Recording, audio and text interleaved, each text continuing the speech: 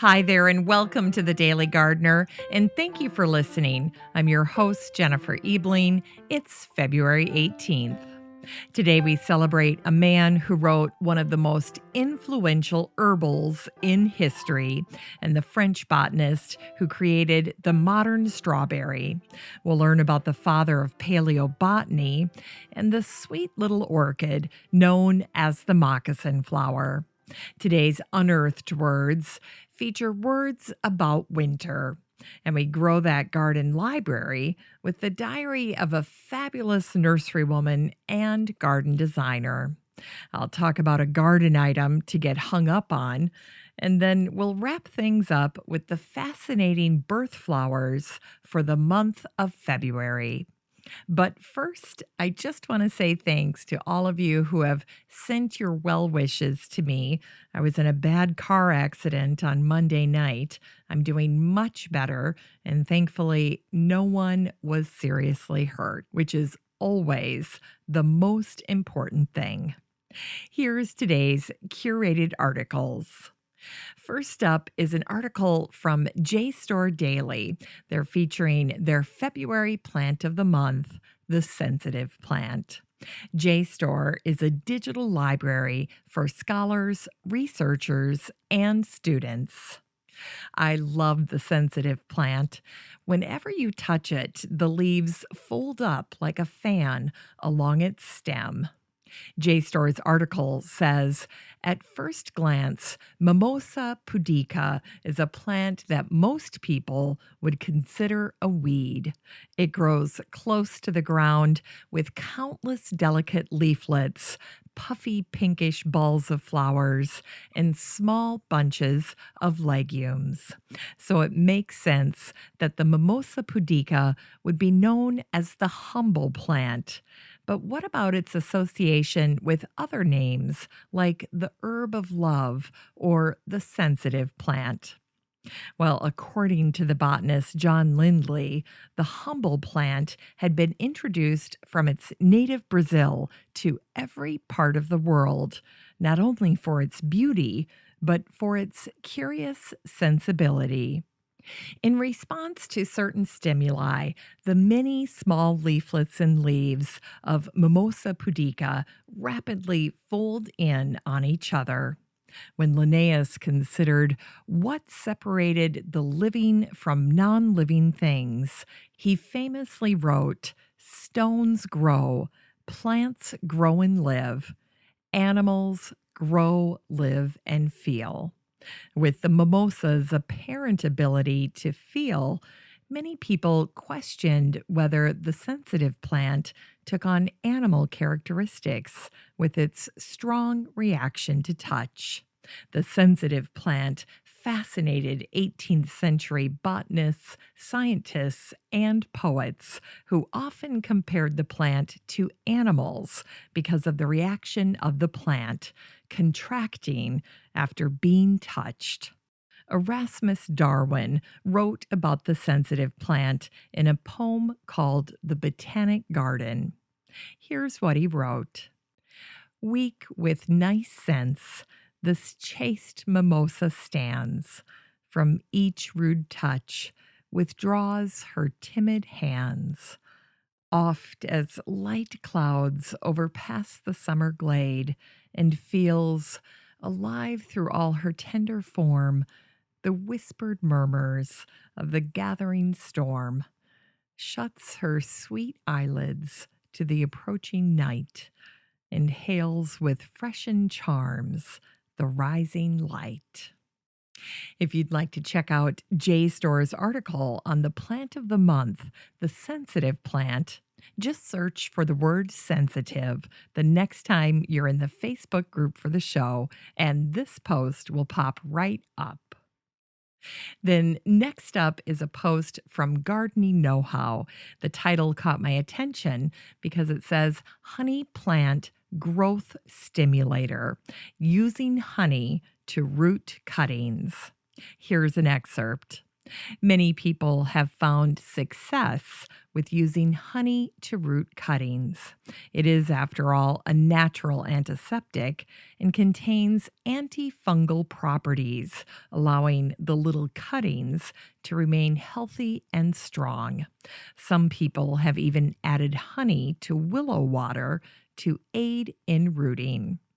I really liked this little article from Gardening Know How. It's a great topic for this time of year as people are trying to root all different kinds of houseplants.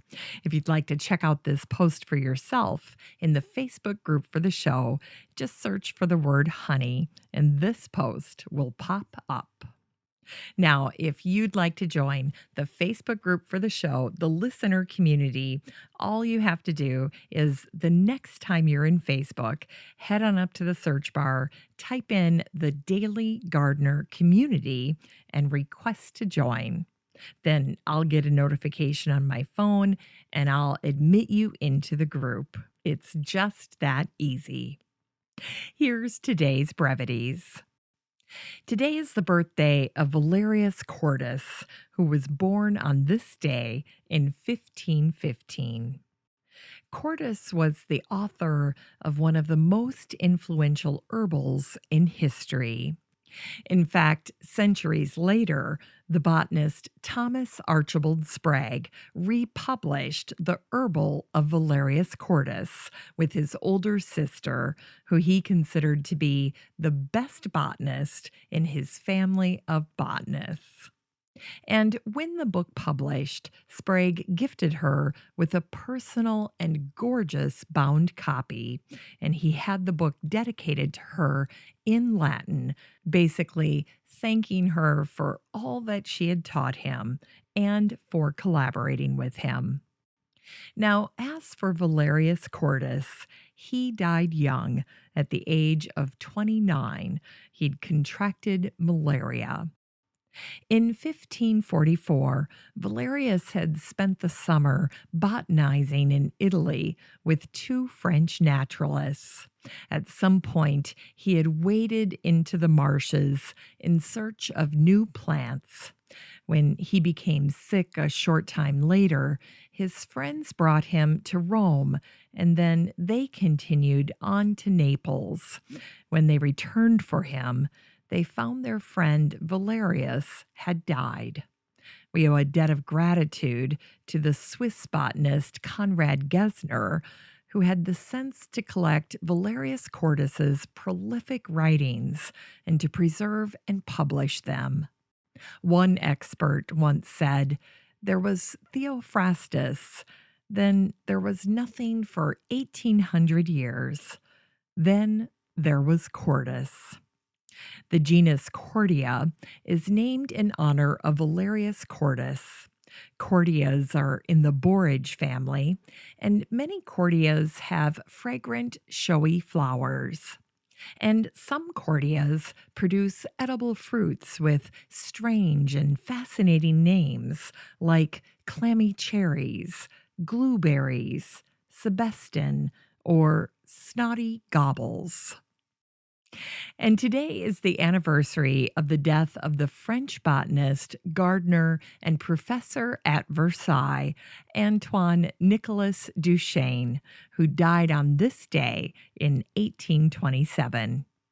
A specialist in strawberries and gourds, Duchesne was a student of Bernard Jussieu at the Royal Garden in Paris. A plant pioneer, Duchesne recognized that mutation was a natural occurrence and that plants could be altered through mutation at any time. As a young botanist, Duchesne began experimenting with strawberries. Ever since the 1300s, wild strawberries had been incorporated into gardens. But on July 6, 1764, Duchesne created the modern strawberry, the strawberry we know and love today. Strawberries are members of the rose family, and their seeds are on the outside of the fruit. Just how many seeds are on a single strawberry? Well, the average strawberry has around 200 seeds. Now, to get your strawberry plants to produce more fruit, plant them in full sun in well drained soil and trim the runners.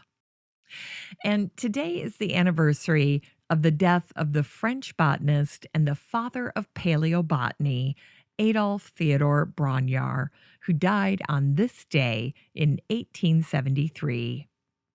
Adolphe Theodore and his wife had two sons, and when Adolphe Theodore died on this day, he died in the arms of his eldest boy.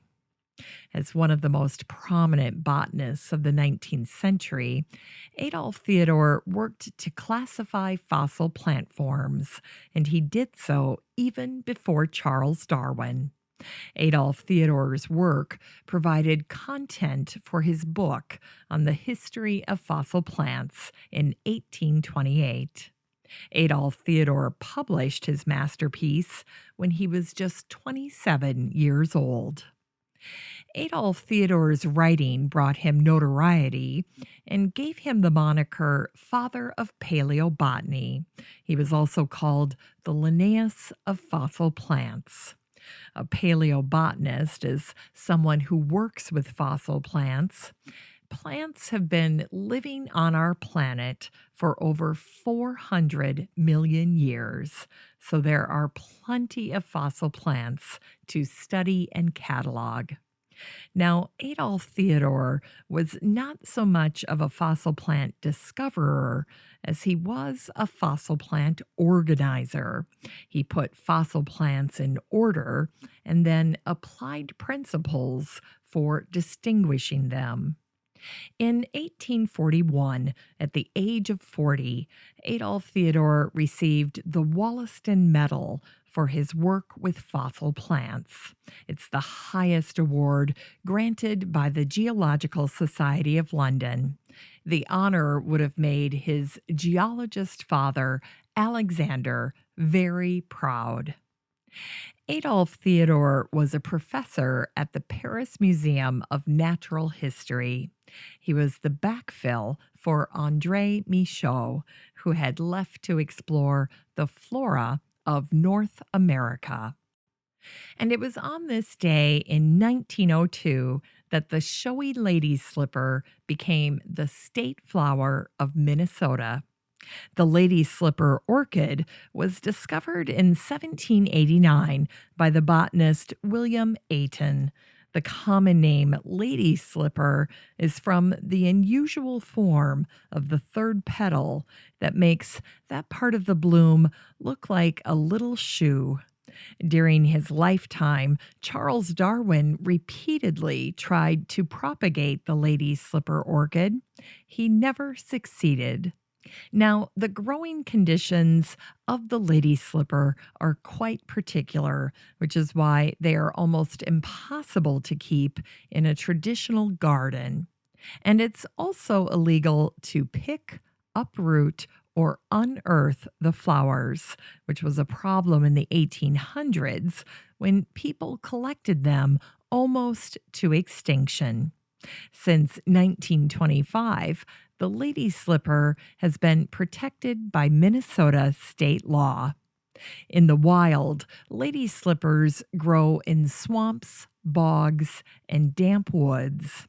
They grow for almost a decade before producing their first flower, which can last for up to 2 months in cooler weather. And as long-lived plants, lady slippers can grow to 100 years old and grow up to 4 feet tall. To Native Americans, the lady slipper was known as the moccasin flower. An old Ojibwe legend about the lady slipper told of a plague that had occurred during a harsh winter. Many people had died, including the tribal healer. Desperate for help, a young girl was sent to find medicine. But the snow was deep, and in her haste, she lost her boots and left a trail of bloody footprints in the snow. The legend said that every spring, her footprints were marked with the beautiful moccasin flower. One summer, when Henry David Thoreau came upon a red variety of lady slippers in the woods, he wrote about it, saying, "Everywhere now in dry pitch pine woods stand the red lady slipper over the red pine leaves on the forest floor, rejoicing in June. Behold their rich striped red, their drooping sack." In unearthed words, here are some words about this time of year. This first one's a brief verse from Henry Wadsworth Longfellow, the American poet, from his poem called An Afternoon in February. The day is ending, the night is descending, the marsh is frozen, the river is dead. This line is from Patricia Briggs, the American fantasy writer, from her book Dragon's Blood. A man says a lot of things in summer he doesn't mean in winter. And here's a verse from the English Romantic poet William Wordsworth from his poem called To the Same Flower. In this work, he references celandine, or swallowwort.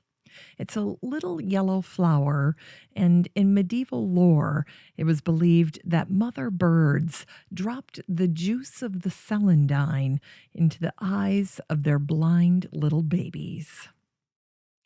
Pleasures newly found are sweet when they lie about our feet. February last, my heart first at sight of thee was glad. All unheard of as thou art, thou must needs, I think, have had celandine, and long ago, praise of which I nothing know. And here's a quote from the American actor and cowboy Will Rogers. I was just thinking, if it is really religion with these nudist colonies, they sure must turn atheists in the wintertime. And finally, here's a little verse from the Jamaican-born English satirical poet George Ellis.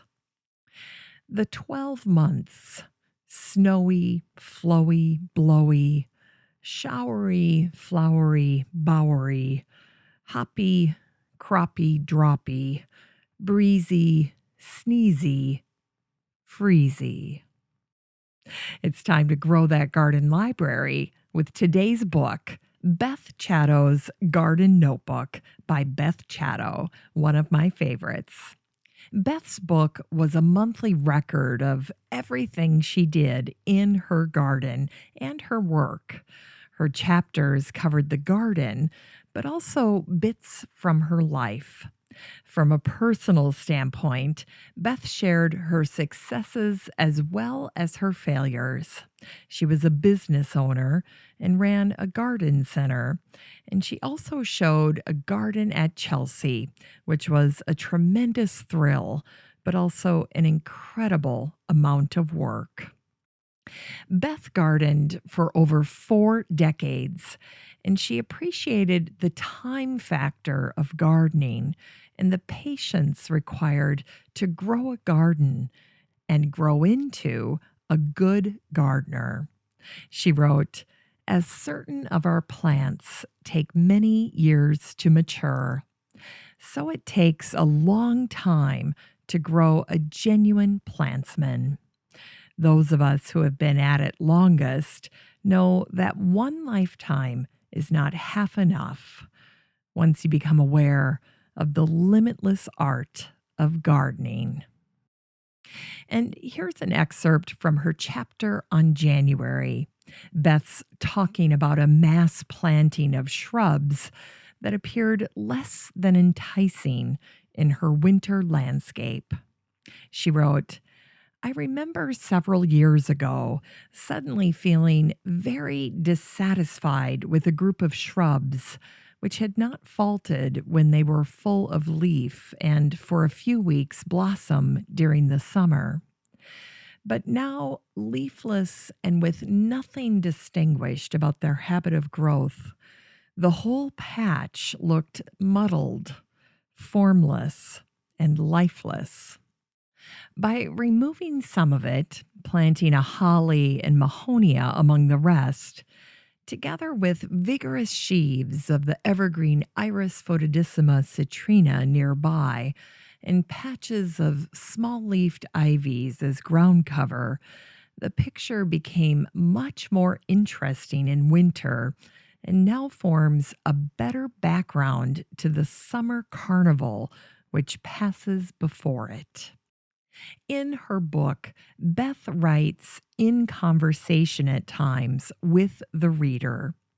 In January, she asks, "If you look out your favorite window now, are you satisfied with the view? Does it lack design? Would a small-leafed, narrowly pyramidal holly do anything for it? And how many plants can you see which remain green or gray or bronze throughout the winter, furnishing the bare soil at ground level?"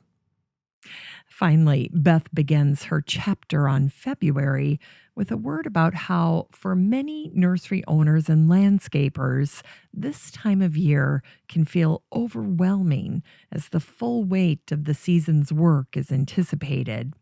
Beth also acknowledged just how difficult it was for her to write during the garden season.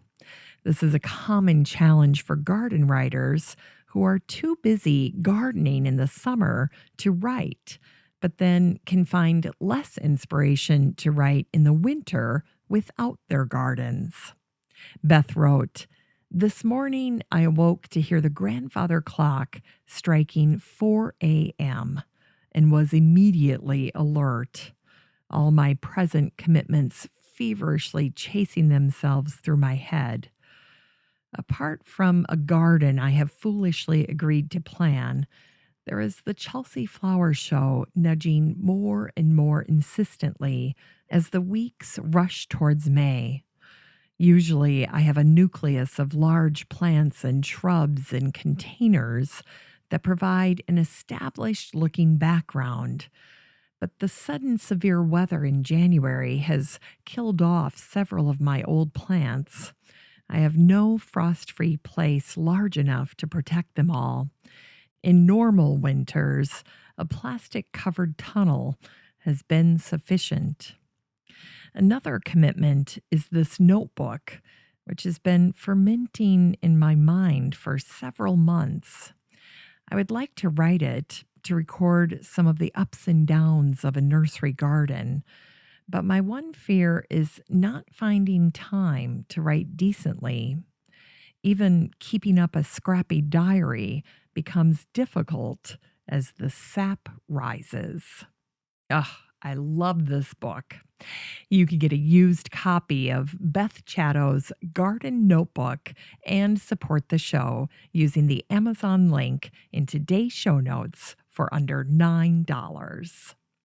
And here's today's great gift for a gardener. It's AOMGD's 3-pack macrame plant hangers. And you can get the entire 3-pack featuring 3 different sizes of macrame plant hangers for just $9.89. Macrame has been back in for a while now, but it can get very expensive, especially if you're looking in boutique garden stores or even just gift shops. This pack is great because you get 3 different sizes to use. There's a 46-inch long, a 41-inch long, and a 34-inch long. And you can always make them longer by using common hanging chain, which is what I've done with mine. This 3-pack comes with 3 different hooks. And I will say they're just fine if you're going to put the hooks into wood. But if you're putting them in a sheetrock ceiling, you're going to want to use those toggle bolt hooks that you can get at any big box store. Personally, I love to see macrame in super sunny areas in a home. They just go together, bright sunny windows and macrame. And the fact that this 3-pack comes in white cotton rope is perfect. Your eye will not be distracted by a strange color. The white goes with everything. This is a fun way to jazz up a porch in or outside the house. And it's a nice way to add more plant material at an elevated height.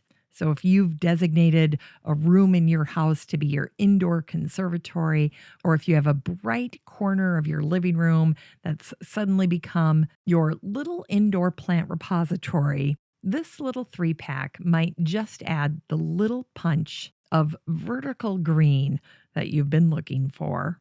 You can get AOMGD's 3-pack macrame plant hanger plus hooks and support the show using the Amazon link in today's show notes for $9.89. Finally, here's something sweet to revive the little botanic spark in your heart. Even though roses are often associated with February, thanks to Valentine's Day, February's birth flower is not the rose. Instead, February has two birth flowers. In England, February's birth flower is the violet, and in the United States, February is honored with the primrose. With regard to the violet, the plantsman Derek Jarman once wrote, "Violet has the shortest wavelength of the spectrum. Behind it, the invisible ultraviolet. Roses are red, violets are blue. Poor violet, violated for a rhyme." The adorable little violet signifies many virtues: truth and loyalty, watchfulness, and faithfulness. Gifting a violet lets the recipient know you'll always be true. Like the theme song from Friends promises, you'll always be there for them. The ancient Greeks placed a high value on the violet. When it came time to pick a blossom as a symbol for Athens, it was the violet that made the cut. The Greeks used violet to make medicine, and they also used violets in the kitchen to make wine and to eat as edible blossoms. Today, violets are used to decorate salads, and they can even be sprinkled over fish or poultry. And violets are beautiful when candied in sugar or used to decorate pastries. Violets can even be distilled into a syrup for a violet liqueur. Finally, violets were Napoleon Bonaparte's signature flower. When his wife Josephine died in 1814, Napoleon covered her grave with violets. His friends even referred to Napoleon as Corporal Violet. After he was exiled to Elba, Napoleon vowed to return before the violet season. And Napoleon's followers used the violet to weed out his detractors. They would ask strangers if they liked violets, and a positive response was the sign of a loyal Napoleon supporter. The other official February flower is the primrose, which originated from the Latin word primus, meaning first or early. The name refers to the primrose as one of the first plants that bloom in the spring. As with the violet, the leaves and flowers of the primrose are edible and often are tossed into a salad. And the leaves of the primrose are said to taste like lettuce. Gifting a primrose has a more urgent, stalkerish meaning than the violet. A primrose tells a person that you can't live without them. In Germany, people believed that the first girl to find a primrose on Easter would marry that same year. And the saying about leading someone down the primrose path refers to enticing someone to do something bad by laying out pleasurable traps.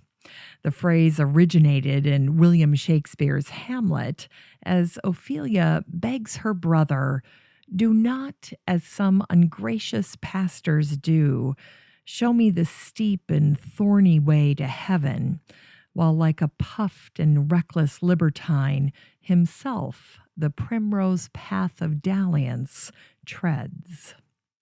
And the man known as the Daffodil King, Peter Barr, bred over 2 million daffodils at his home in Surrey, and he's credited with popularizing the daffodil.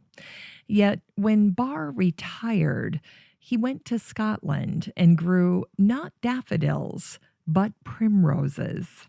2 years before he died, Peter Barr, the Daffodil King, mused, "I wonder who will plant my grave with primroses." Thanks for listening to The Daily Gardener. And remember, for a happy, healthy life, garden every day. The Daily Gardener is produced weekdays in lovely Maple Grove, Minnesota. You can find complete show notes over at thedailygardener.org. And be sure to share the show with your garden friends. You can find The Daily Gardener on all your favorite social media, Instagram, Twitter, and Pinterest, and of course, Facebook. While you're over at Facebook, don't forget to join the Daily Gardener community. Just search for these 3 words, Daily Gardener Community. The group will pop right up and then request to join. Finally, I want to thank my team at Podfly Productions, where my fabulous editor is Eric Begay. Have a great day in the garden, and we'll see you tomorrow.